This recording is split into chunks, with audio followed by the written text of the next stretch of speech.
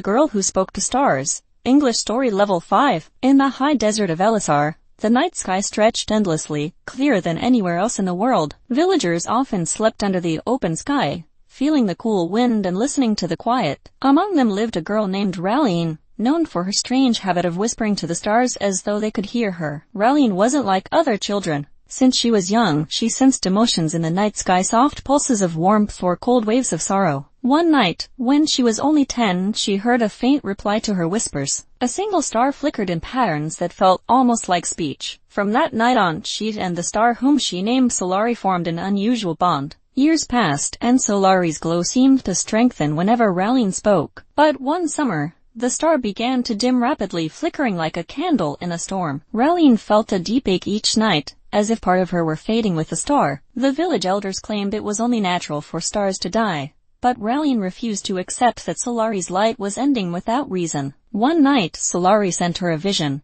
She saw a vast celestial bridge made of stardust, leading to a dark rift swallowing clusters of stars. A whisper echoed in her mind. Solari was being pulled toward the rift by a cosmic parasite that fed on dying light. Terrified but determined, Raline knew she had to act. She set out into the desert, guided by the soft glow of Solari overhead. After traveling for hours, she reached a remote canyon where strange shimmering sand collected in swirling patterns. When she stepped into the center, the ground dissolved beneath her feet. She was lifted into the sky, carried on a stream of starlight toward the celestial bridge she had seen in her vision. Landing upon the glowing bridge, Raline felt weightless. Stars drifted past like drifting embers. Ahead, a monstrous creature loomed, an enormous shadow with tendrils of darkness pulling Solari toward the rift. The star trembled weakly, its light nearly gone. Raline felt a fierce protectiveness rise within her. She reached out, and a sphere of light formed in her hands. It pulsed with warmth, the combined memories of every night she had spent speaking to Solari. The creature hissed, recoiling from the light. Raline stepped forward,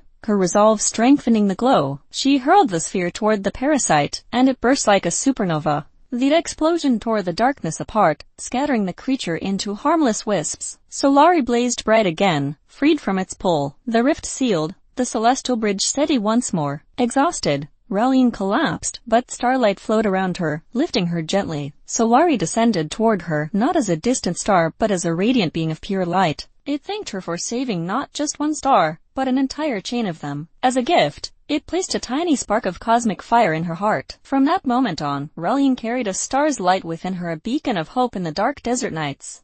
When she awoke back in Elisar, she found the villagers staring in awe. Her eyes gleamed with faint starlight, and Solari shone brighter than ever above the horizon. From that day forward, Raline became known as the Star Speaker, guardian of the night sky and friend to the stars.